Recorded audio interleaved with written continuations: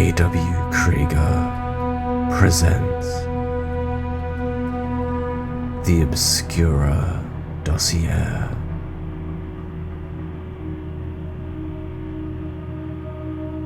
Episode 20, Sky High.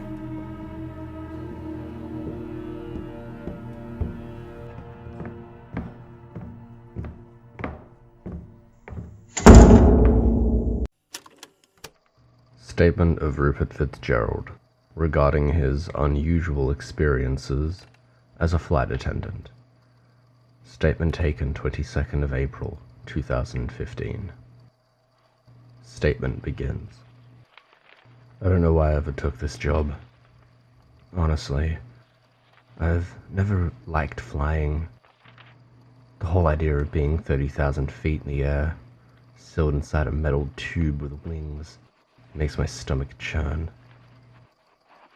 Heights have always terrified me, and I can't even look out of a window on the top floor of a building without feeling lightheaded, so you'd think I'd have the sense to avoid working on an airplane.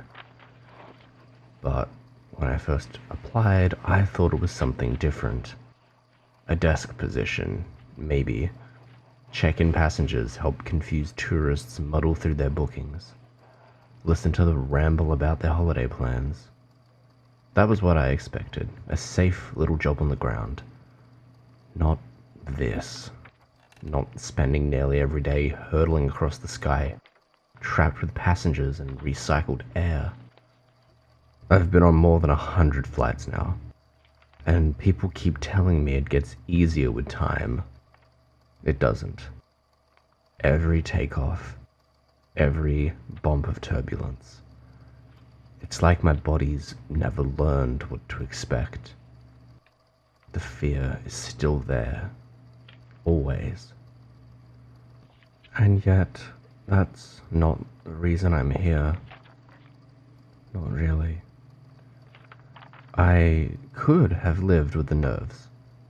No, I came because of one flight in particular. One that was just different. It was a long flight, London to Los Angeles, 15 hours across the Atlantic. Not unusual in my line of work, though I still can't bring myself to think of that length of time in the air as normal. 15 hours sealed in a pressurized tube, half a mile of ocean and sky below. The boarding was routine, or at least it should have been. I was tired, yes, I'd barely slept the night before, nerves gnawing at me as they always do, but as soon as I stepped into the cabin, I felt it. Something was wrong. Not obvious. Nothing anyone else seemed to notice, but off. The air felt heavy, thicker than it should have been, like walking into a room that hasn't been opened in months. It scratched at the back of my throat and left a taste of copper on my tongue. The lighting too, I kept thinking it was dimmer than usual, though when I checked the bulbs, they were on full, and even the sounds seemed distant, dulled. The chatter of passengers, the roll of the luggage in the aisle, it just felt muffled, though I was hearing them through a wall of water. I tried to tell myself it was just fatigue, and the lack of sleep can make things seem strange. And look, perhaps it was for a time. But then I saw her. She was already seated when I noticed her. An older woman, late 60s, perhaps, with hair neatly pinned back in a bun that looked deliberate. Looked careful. She wore a long grey coat despite the warmth of the cabin, and her hands rested in her lap, very still. Almost too still. And then there was her smile. It was crooked. stretched slightly too far on one side. Like the sort of expression you might catch for a fleeting second if someone tripped or remembered something amusing, but this wasn't fleeting and it was fixed. I think she held it the entire time I watched her, though I couldn't swear to it. And it wasn't warm. It wasn't like a mocking look. It was expectant. Like she was waiting for something to happen.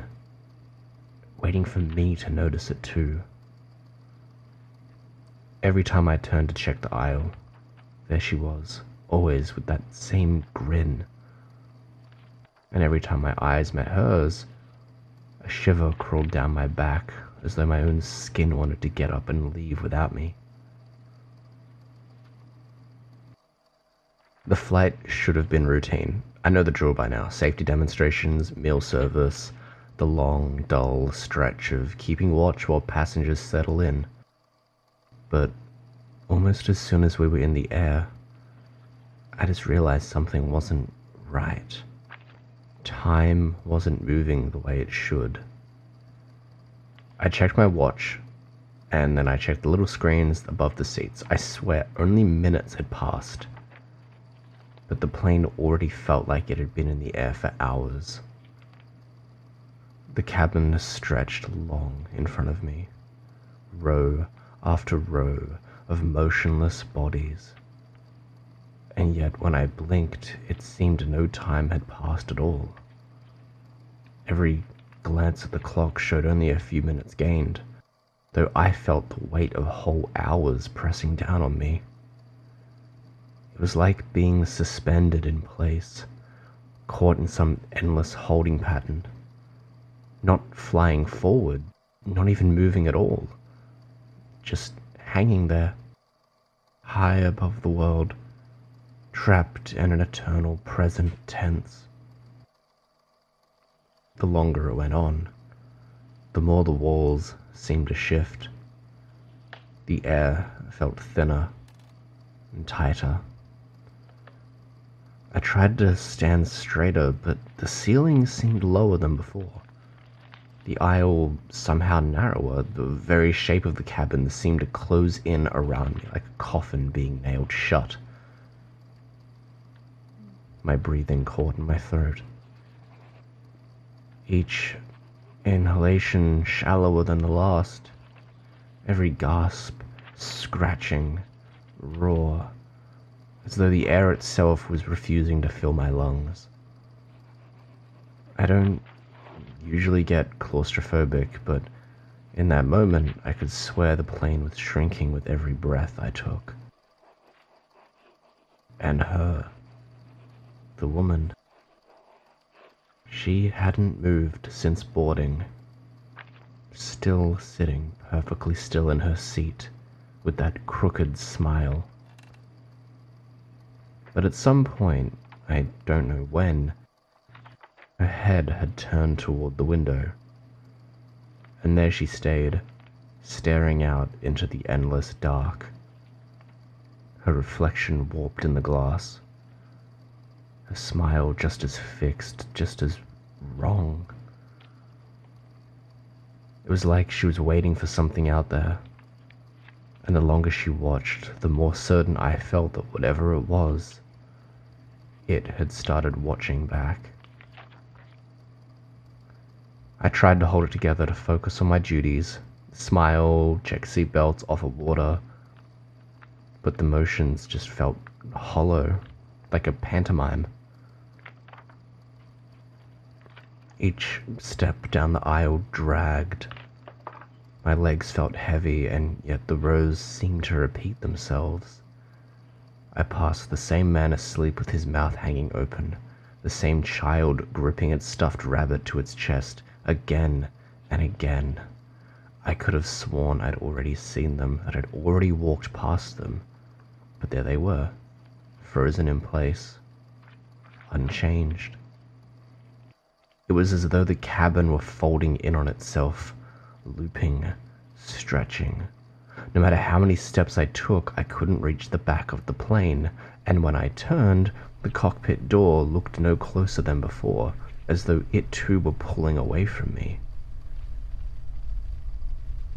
My chest began to burn. Every breath I drew came shallow and raw. The air felt way too thin, like I was inhaling through wet cloth. I pressed a hand against my ribs, forcing myself to keep breathing, but each attempt grew more ragged and less certain. It was like my lungs had forgotten their purpose and my body was only pretending to live. My heart stuttered and faltered, its rhythm slipping.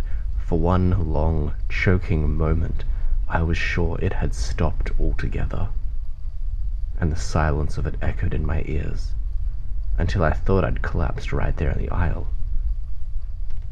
The hum of the cabin lights grew louder, a buzzing that drilled into my skull, shaking my teeth in their sockets. The ceiling dipped lower, or maybe I was standing taller. I couldn't tell anymore. All I knew was the space around me was shrinking and pressing against my skin, the air itself refusing to let me move. And through all of it, her presence pressed against me like a weight. She hadn't moved once. Still there, the old woman in her grey coat. The old woman in her grey coat, hands folded in her lap, staring out into the dark beyond the glass. Not blinking, not shifting, just watching. Her crooked smile cut against the reflection in the window, warped and stretched in the curved pane, as if her face were pulling wider in the glass than in reality.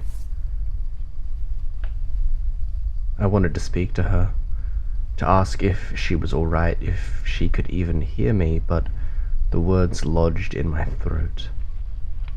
I knew deep down that she was the only one who was all right. That whatever was happening to me, to this flight, she was the only one untouched by it, the only one who belonged here. And when I realized that, I couldn't look away. The cabin was shrinking. I know it wasn't, not really, but every nerve in my body swore it was true. The walls seemed to inch closer with each breath, the ceiling dipping lower, the aisle narrowing until it felt like I could barely turn without brushing against the seats. Even the light pressed down on me, thick and heavy, buzzing in my ears like it was trying to crawl inside my skull. I told myself to breathe and to keep moving, but my chest ached, straining from trying to keep my lungs from collapsing in on themselves. My heart pounded unevenly, stuttering and skipping as though it just couldn't decide whether to keep me alive or finally give in. I wanted to scream, to claw at the windows, to pound on the cockpit door, to do something to break free of this metal coffin, but there was nowhere to run, nowhere to go. Just row after row of still bodies locked in their seats, eyes closed or glazed over as if they were already gone. I thought if I shouted, none of them would wake, that I was the only one left. And then there was the drop. You don't think about it. Not really.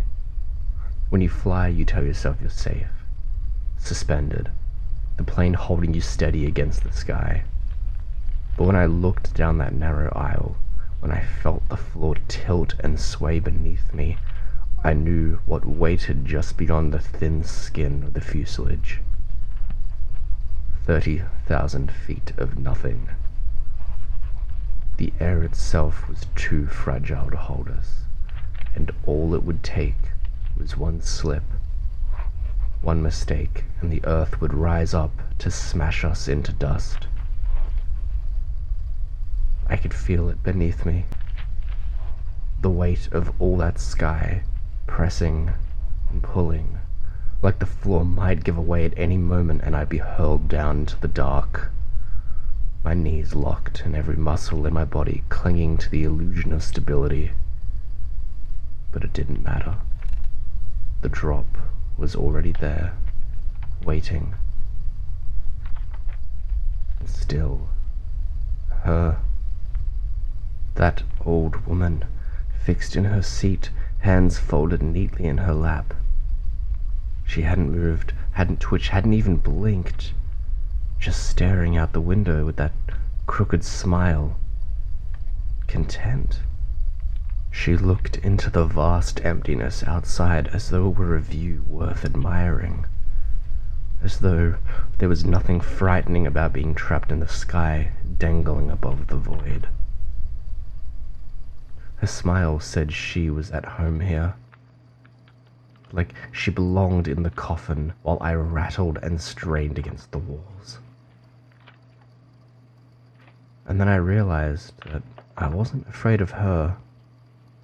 Not really. I was afraid because she wasn't afraid, because she'd accepted it.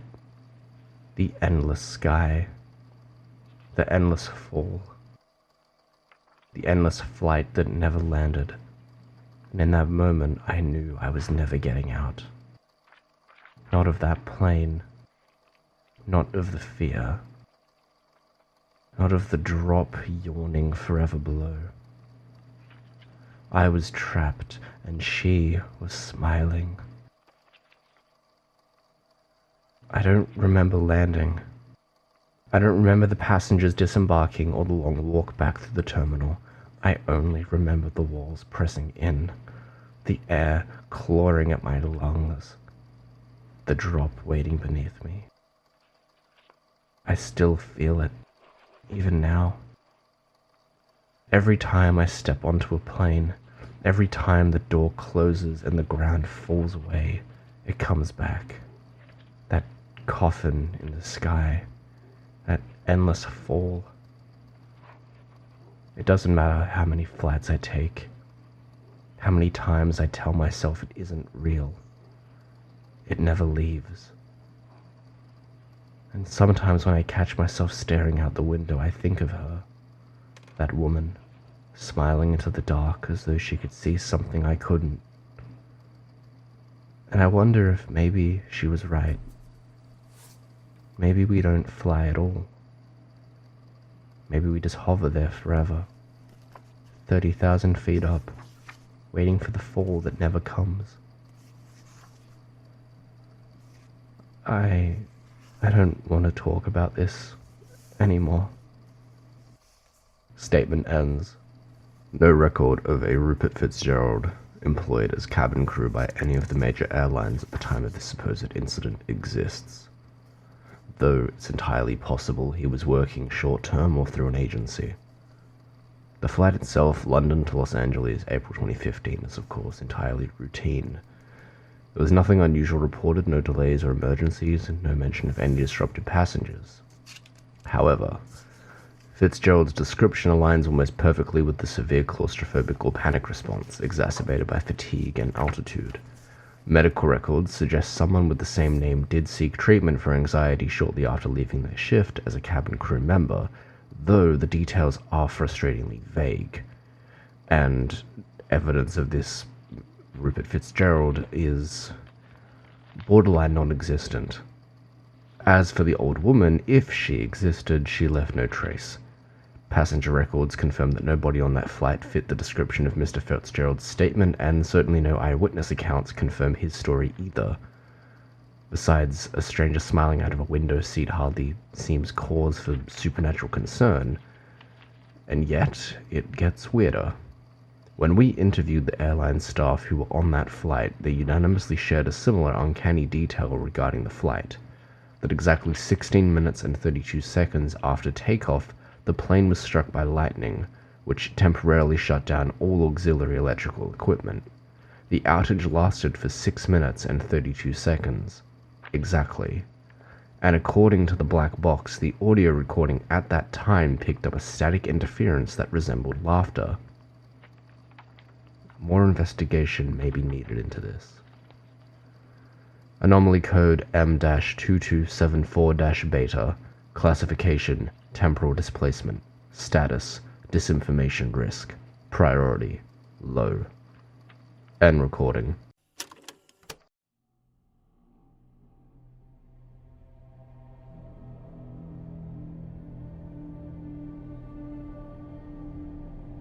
The Obscure Dossier is a podcast created by K.W. Krieger, licensed under a Creative Commons non-attribution non-share-alike 4.0 international license. If you enjoyed today's episode, follow us on Reddit at The Obscure Dossier, like us on Facebook, and as always, thanks for listening.